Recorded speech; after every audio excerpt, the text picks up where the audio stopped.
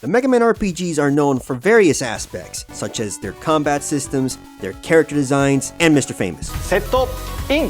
Yeah, but alongside those things, they are also known for their beefy post-games. From completing your folder to side missions to hunting diabolical bosses, it's safe to say there's no shortage of content here. And of course, with a decent amount of grinding on the side. There's something alluring about these post-games. You're finally granted access to all of their resources, with an extra set of difficult bosses waiting for you. Bosses that test your skill and mastery of the mechanics. Some of these post-games even contain small stories. They're not anything extravagant or well fleshed out by any means, but they do their job in giving you an objective and adding interesting bits of world building to an already interesting setting. For this video in particular, we'll be focusing on the first Starforce game, which I heard has a pretty short post-game compared to its sequels. But whenever grinding is involved, a short time can feel like ages. So get yourselves comfortable, grab some snacks, some drinks, and without further ado, let's get right into it. Now, I didn't immediately head towards the extra area. My first course of action was collecting battle cards that were easy to obtain. Battle cards that you could get in shops, or the battle cards that you get from defeating the ghost bosses were on the top of my priority list. So it was grind time. At this point, I've already defeated the EX versions, so the only thing I needed to do was to find the SP versions through random encounters. As such, I looked at one item I thought would help me out on this venture: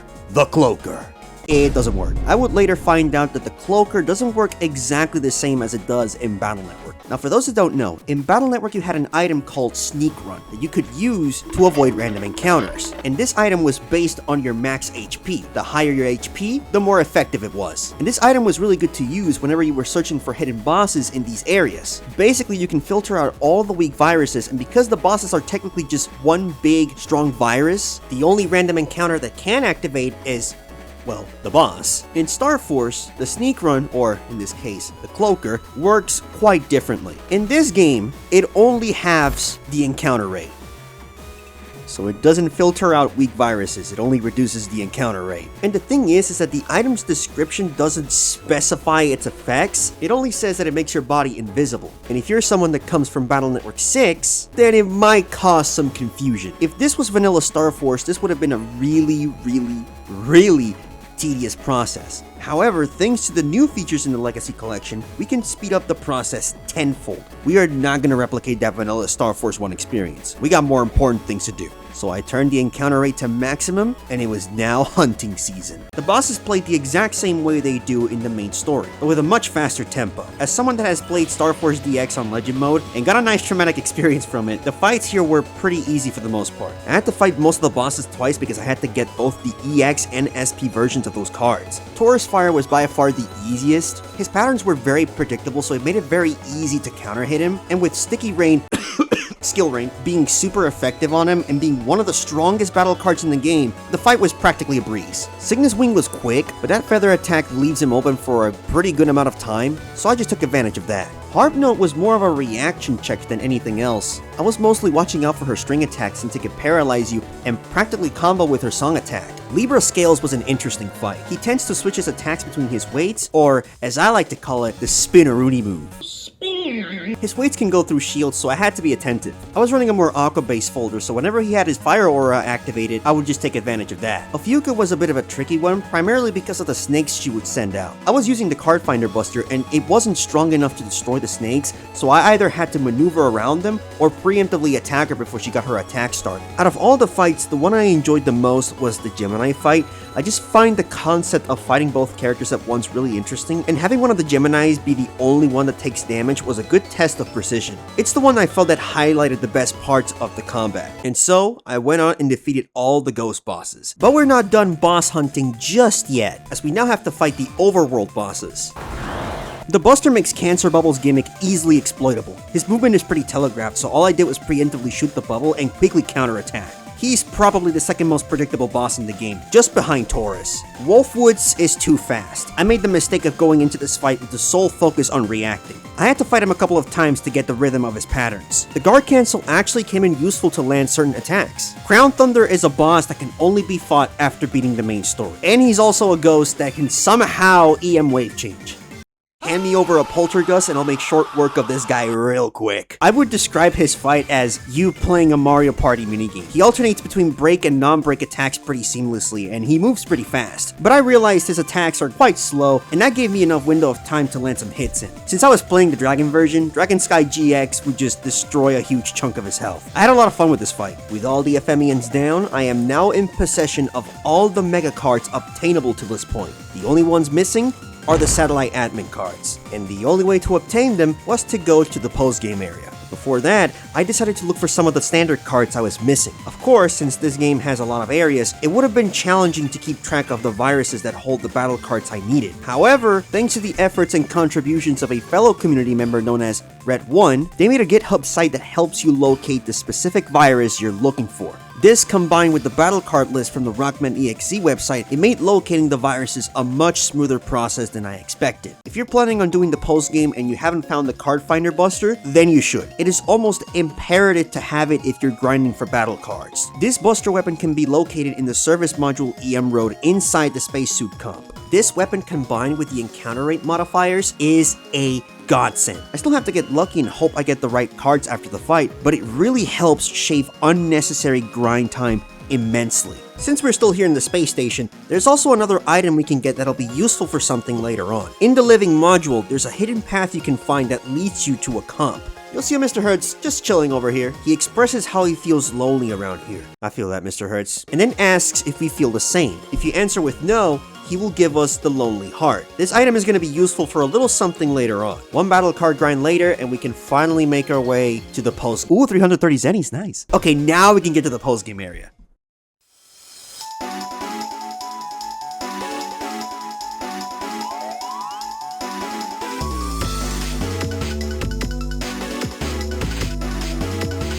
Ah, space. The home of the unknown. A vast realm with mysteries far beyond our current understanding. We finally reached deep space. This is the plan. We're gonna go in there, we're gonna find the remaining cards, we're gonna fight the super boss, and we're gonna kick his ass. Yo, if you're gonna barge into a crib like that, you gotta prove yourself. We don't tolerate any Weenie Hut Juniors around here. We literally just saved the world. Doesn't that count for anything?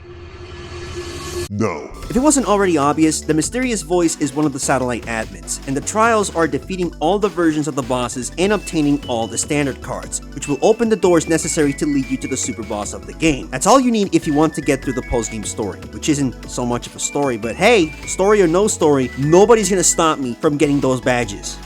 No, not those badges. We carry on and we finally encounter our first roadblock. This is the final door we have to open before we fight the super boss. To open it, we have to collect all of the standard cards, but luckily for us, the standard cards we're missing are all located right here. In addition, you'll also find a merchant that sells some of the cards that we— 20,000 zennies for one double cross? In this economy? We also got some HP memories and the Giga card. Oh, my poor wallet. Now that we're broke, we can continue on with our next order on the list. Remember that Lonely Heart we got from that Hertz earlier? We can now utilize it to open one of the doors. This door can also open if you don't have any brother bands. Rewarded for not having any friends? Yo! This path will lead us to a different section of the next area, where we can find an HP memory and a special floating transfer. Ooh, shiny. Interacting with it reveals that this transfer belongs to none other than Kelvin Stellar, Gio's father. He's still out there, looking for that exotic space milk, and he'll be damned if he doesn't return with it. We also got a mega weapon. Nice. The only thing left to do is to obtain all of the standard cards, so y'all know what time it is. It's grind time. We got all the standard cards, and we finally earned the S-Star badge, and with it, access to the final area of deep space. However, before we make our way there, we get an email from an anonymous source. Yo, we heard you've been putting in that work, man. Here's a little something for all that grinding. What a generous guy, giving us a Giga card for free. Since this is the Dragon version, we're given Wood 50+. This combined with Dragon Sky GX, oh boy. Now we can go to the next area and make our way to the depths to encounter one of the satellite admins. The admin that shows up will depend on the version you play. In this case, we're going to be fighting Rayquaza, so let's get this started. Honestly, the first version of this fight was pretty underwhelming. A lot of his attacks are easily reactable. Fire-based cards are super effective against Dragon, but I still managed to destroy him pretty comfortably with my Aqua-based folder. His wood spikes can be shielded, so for the most part, I was looking out for his other attacks. Overall, there's not much to say. It was a pretty simple fight, and it does its job at preparing you for the harder versions of Dragon Sky. After defeating him, he grants us the version-exclusive Mega card, and then he just dips. We now have the Dragon Sky Star Badge, and with this, we can finally move on to the EX fight. Good news, the Dragon Sky Ghost can spawn in this same area. Bad news, we have to pulse out in order for it to spawn. We'll be right back after these short messages.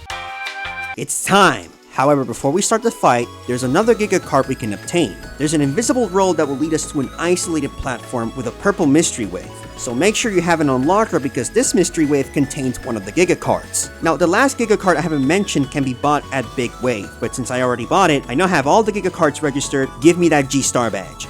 Now we can fight Dragon Sky EX. This version is a bit faster paced. Despite that, he still felt like a bit of a pushover. I managed to get the S rank on my first try, earning the Dragon Sky EX battle card. Now, technically, this is the last Mega card I needed to complete the library, since I got the SP version from one of the cipher codes, but let's pretend we don't have it. We are now one boss fight away from earning the SP Star Badge. All we have to do is defeat Dragon Sky SP, and we can finally put this post-game behind us, which means we have to pulse out again. God damn it, Capcom. Like we did when we were hunting the SP bosses, he'll appear as a random encounter.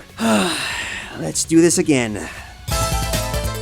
Ladies and gentlemen, we got him. Now this is what I call a super boss. His attacks are a lot faster and more difficult to react to. I was actually caught so off guard by how relentless he was that I just got hit with everything. There's one thing about this fight in particular that you don't see anywhere else in the Starforce series, let alone in the Battle Network series to be perfectly frank with you. The SP versions of the admin fights utilize the same attacks as those we see through their Giga cards. When you see this little indicator, that means they're about to use their Giga card attack. You would think that this is a sign for you to prepare and time your block, but oh, my fellow viewer, it's an undodgeable and unblockable attack. The only way to defend yourself from it is by either deleting them before they get the chance to use it, or you prepare yourself with a defensive card like Invisible and go for a cut-in. If you don't know what that is, I wouldn't blame you, because this is not something that is seen like at all in the PvE side. This is a PvP mechanic, where if the opponent utilizes a screen dimming card in that brief time where the name appears, the player can cut in with their own dimming card as a response, and that player will get to go first. I was surprised to find out you could do this. I think it's cool that we get to see a PvP mechanic utilized in this way in a PvE setting. But after seeing it in action here, I get why it's not an active element in the PvE. If you don't have the right cards or chips at the right time, you're cooked. Thankfully for me though, I was able to combine Dragon Sky GX with Wood 50 Plus and gave the bootleg Rayquaza a taste of his own medicine, and somehow got an S rank even though I survived by the skin of my teeth.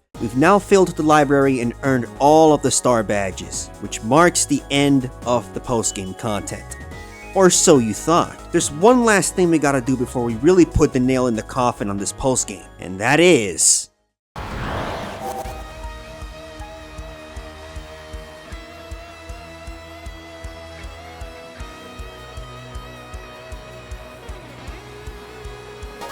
That's right, we have to defeat Andromeda once again. By obtaining all of the star badges, we gain access to a stronger version of Andromeda, now known as Andromeda Infinity. It hits harder, its attacks are faster, and carries a whopping 4,000 HP. This fight becomes the true and final test of skill. I had a very rough start to this fight. The pacing felt so much faster than its vanilla counterpart that it threw me for a loop. It didn't help that I wasn't nailing the counter hit windows, so I was getting hit a lot in that first minute. Ultimately, I recognized that I wasn't going to get those counter hits easily since I wasn't too familiar with the timing, so I decided to play it safe and strike it whenever there weren't any attacks going on. The first phase is pretty straightforward. Its patterns consist of shooting missiles 2 times and then going for one big AoE attack. The missiles can be tough to block if you're relying on visuals alone, but Andromeda has a sound cue whenever it goes for them. On its third attack, it will go for a massive splash that covers the whole battlefield. It'll then go back to looping the same sequence all over again. In isolation, the attacks aren't really tough to avoid. The problem is dealing with the arbitrary projectiles that happen in between, like the meteorites, which took some of my attention away from the boss itself and more on the floor tiles to know when they were coming. Still, it's not too difficult to where I was having any problems, but the challenge was only just beginning.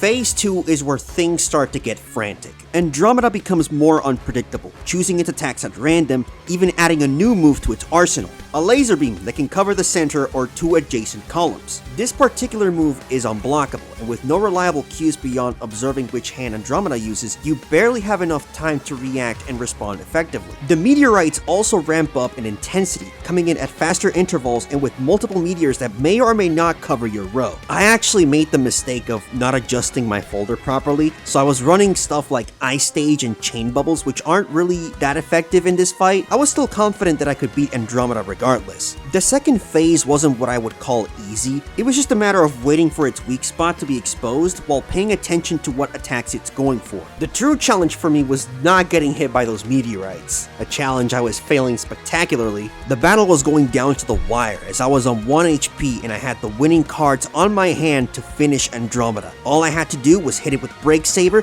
and when its core was exposed, I could finish the job with my... I was still confident. Can't lose like this. Alright, let's do this. All I gotta do is not get hit, and then BAM! Damn, I did this on my first try. That's crazy.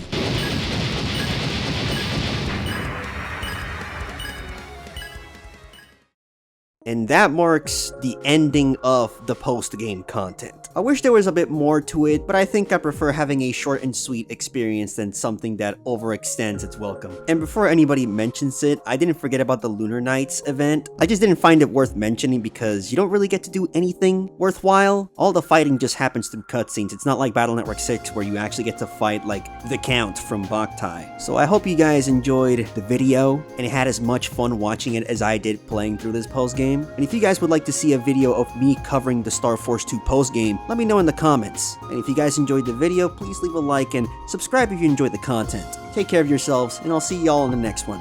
Peace out.